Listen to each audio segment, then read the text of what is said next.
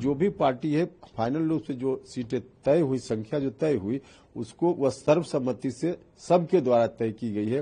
पूरी मजबूती के साथ हम लोग चुनाव के मैदान में हैं।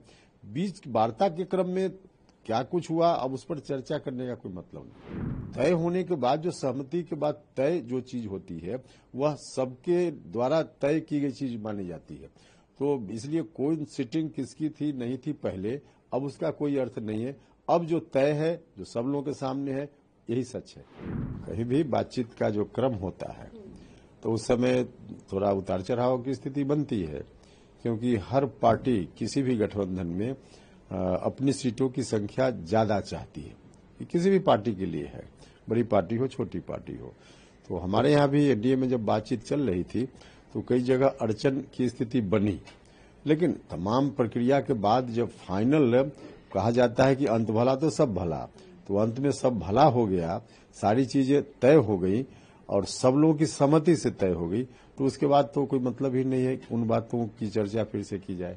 देखिए, उम्मीद क्या थी, हमने कहा ना कि सबकी उम्मीद रहती है और कहीं भी थोड़ा कंप्रोमाइज तो करना ही पड़ता है। परिवार में भी 6-7 लोग होते हैं, सबकी अपनी अपनी उम्मीद होती है, लेकिन अगर रिलेशन को मजबूत रखना है तो थोड़ा कंप्रोमाइज की स्थिति तो परिवार में भी करनी ही पड़ती है। तो उसी तरह से गठबंधन भी एक परिवार की तरह है। तो जो कुछ भी हुआ, लेकिन अब जो फाइनल रूप से तय हुआ वो 100% सहमति, बीजेपी को जितनी सीट मिली उस पर हम लोगों की भी है, जेडीयू को जितनी सीट मिली उस पर हम सब लोगों की है, हमारी पार्टी को जितनी सीट मिली उस पर हम उन लोगों की भी सहमति है। मतलब कि जो भी पार्टी है फाइनल रूप से जो सीटें तय हुई, संख्या जो तय हुई, उसको वह सर्वसम्मति से सबके द्वारा तय की गई है। इसलिए पूरी मजबूती के साथ हम लोग चुनाव के मैदान में हैं। बीच वार्ता के क्रम में क्या कुछ हुआ, अब उस पर चर्चा करने का कोई मतलब नहीं। बिहार की राजनीति को बहुत अच्छे से समझते हैं, वरिष्ठ नेता हैं। अगर बात करें, क्योंकि चुनाव है, कैंडिडेट बहुत महत्वपूर्ण होता है, सीट बहुत महत्वपूर्ण होता है। हमने ये देखा कि जो बीजेपी की जीती हुई सीटें हैं उस पे जेडीयू की जीती हुई सीटें है उसको एलजेपी के पास मिल रही। इसका जो आंकड़ा है, इसका जो मैथमेटिक्स है, कैसे तय करेंगे आप? नहीं, देखिए, उसमें जब गठबंधन में हम होते हैं ना, अलग अलग पार्टी को लड़ना हो तो 243 सीट पर कोई भी लड़े, उसमें क्या दिक्कत है। लेकिन जब गठबंधन की बात होती है तो गठबंधन में हमारी सीट उनकी सीट पहले से तय नहीं है, जो हम तय करते हैं मिलकर। और तय हमने अगर यही किया कि कोई उनकी सिटिंग सीट भी है और आपस में सहमति बन गई कि उस पर अब उनकी पार्टी की ओर से उम्मीदवारी नहीं होगी, अब कोई दूसरी पार्टी की ओर से उम्मीदवारी होगी, तो तय होने के बाद जो सहमति के बाद तय जो चीज होती है वह सबके द्वारा तय की गई चीज मानी जाती है। तो इसलिए कोई सिटिंग किसकी थी नहीं थी पहले, अब उसका कोई अर्थ नहीं है। अब जो तय है, जो सब लोगों के सामने है, यही सच है। आपकी जो जीती हुई सीटें जो आप लोगों की थी, पवन सिंह भी कैंडिडेट हुए, हालांकि उन्होंने नॉमिनेशन वो ले लिया। अब उनका क्या, उस समय आप थोड़े से क्या असमंजस की स्थिति में थे? नहीं, बिल्कुल नहीं। लोकसभा का चुनाव एक अलग परिस्थिति में खासकर हमारे यहाँ हुआ, तो उस परिस्थिति से सभी लोग वाकिफ हैं।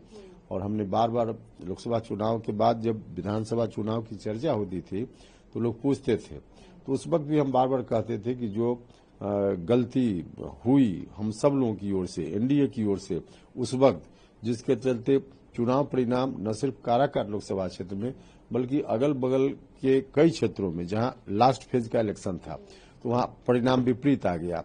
तो उस समय का जो अनुभव है, उस समय जो कमी रह गई उसको हम लोगों ने एसेस किया और उसके आधार पर हमने बार बार कहा कि अब विधानसभा चुनाव की स्ट्रेटजी पुराने अनुभवों को देख करके हम बेहतर तरीके से बनाएंगे और बेहतर तरीके से बनाएंगे तो हम जीतेंगे विधानसभा चुनाव।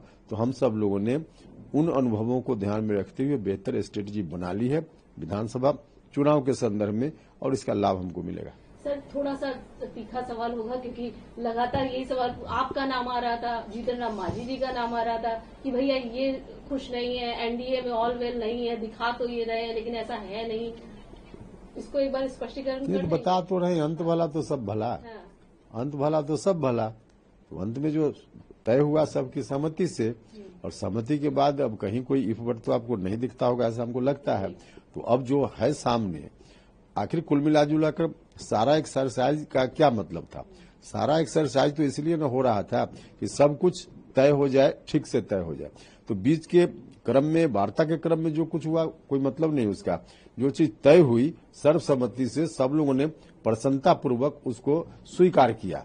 अब यही स्थिति है। उपेंद्र कुशवाहा कितनी मजबूती देंगे एनडीए को? उनके जो 6 कैंडिडेट्स हैं वो कितनी मजबूती प्रदान करेंगे एनडीए की जीत के लिए? एनडीए की जीत के लिए पूरी मजबूती 100% जो हम लोग की क्षमता है 100% हम देंगे एनडीए की मजबूती के लिए। हमारी पूरी पार्टी इस काम में लगी हुई है और बिल्कुल सक्सेसफुल तरीके से हम मजबूती देंगे।